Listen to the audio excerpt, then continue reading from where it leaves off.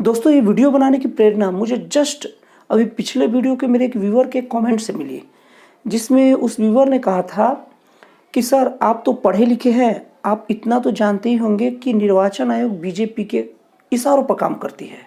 तो मैंने रिप्लाई किया कि अगर आप अपने दिमाग का थोड़ा सा ही प्रयोग करेंगे तो आपको पता चलेगा कि अगर निर्वाचन आयोग बीजेपी से मिला होता तो फिर बीजेपी बंगाल में चुनाव क्यों हार जाती, और अगर बीजेपी और निर्वाचन आयोग मिले होते, निर्वाचन आयोग बीजेपी के अनुसार से काम करता ही, तो बीजेपी के जो बड़े बड़े नेता हैं मैदान में क्यों कूदते। और कभी कभार तो बयान इतने विरोधाभासी हो जाते हैं कि इसके लिए बीजेपी नेताओं की कड़ी आलोचना भी होती है। मतलब कि ये बात तो तय है कि निर्वाचन आयोग बीजेपी के लिए कोई काम नहीं करता। तमिलनाडु के चुनाव में भी बीजेपी की सरकार नहीं बनी, केरल में भी बीजेपी की सरकार नहीं बनी। अब 5 राज्यों में से 3 राज्यों के चुनाव तो बीजेपी हार गया, और वो भी बहुत ज़्यादा बुरी तरह से।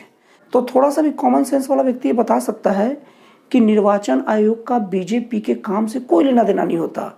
मतलब निर्वाचन आयोग किसी भी पार्टी के लिए काम नहीं करती।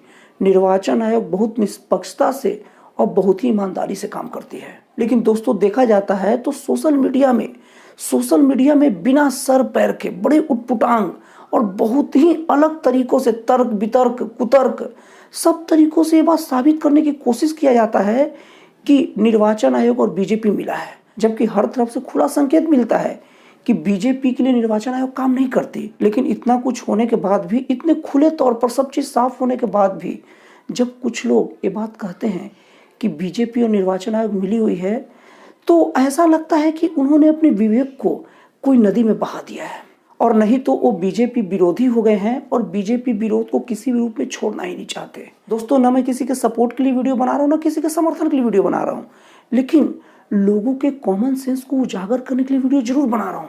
आप लोग मेरी बातों को भी मत सुनिए, आप जरा खुद दिमाग लगा कर सोचिए कि अगर निर्वाचन आयोग, चुनाव आयोग अगर बीजेपी से मिल जाए तो क्या कोई ऐसा चुनाव हो सकता है जिसमें बीजेपी ना जीते। अभी हमारे देश में कई राज्यों में ऐसी सरकारें हैं जिसमें बीजेपी पूरी तरह से अल्पमत में है, मतलब बीजेपी का कोई रोल ही नहीं है, हारी हुई है। तो जरा अपने दिमाग को चलाइए। नहीं तो दोस्तों अगर मोदी का बस विरोध करना है तब तो ठीक है, लेकिन दोस्तों मैं आप लोग को बता रहा हूं, अगर आप किसी का पार्टी के सपोर्टर हैं या विरोधी हैं, ये आपका निजी मामला हो सकता है, इससे मुझे कुछ लेना देना नहीं। लेकिन दोस्तों अगर आप किसी पार्टी के सचमुच के विरोधी हैं तो उनके विरोध को तर्कों के आधार पर करना सीखिए। अगर आप बेसर पैर का विरोध किसी पार्टी का करेंगे या किसी भी व्यक्ति का, किसी भी संस्था का, तो वो उसका विरोध नहीं, उसका तारीफ होता है। सभी संस्थाएं कटघरे में आ जाती है, लेकिन निर्वाचन आयोग कटघरे में नहीं आता।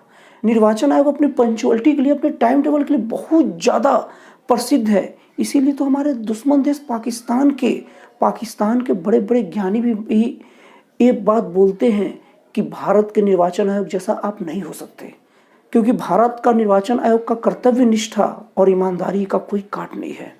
तो दोस्तों मैं अंत में ही कहना चाह रहा हूं कि देखिए सबकी, सुनिए सबकी, लेकिन अपने दिमाग का यूज करके ही सोचिए, अपने दिमाग का यूज करके ही कोई काम कीजिए। तो दोस्तों मेरे ख्याल से कोई रॉकेट साइंस जैसा कोई समझाना नहीं था, एकदम सीधा साधा क्रिस्टल क्लियर ये बात है कि निर्वाचन आयोग बीजेपी के लिए काम नहीं करता। अगर काम करता तो इतने राज्यों में बीजेपी की हार कैसी होती। तो दोस्तों अंत में यही बोलूंगा कि आप व्हाट्सएप यूनिवर्सिटी, यूट्यूब यूनिवर्सिटी के ज्ञान पर विश्वास मत करिए, आप कोई मानक बुक पढ़िए, तो फिर देखिए आप इधर उधर की बातों में नहीं आएंगे और आपका दिमाग एक फिक्स वे में दौड़ेगा। तो दोस्तों फिर मिलते हैं अगली वीडियो में एक नए, एक जन कल्याणकारी और एक राष्ट्रवाद से प्रेरित नए विचारों के साथ।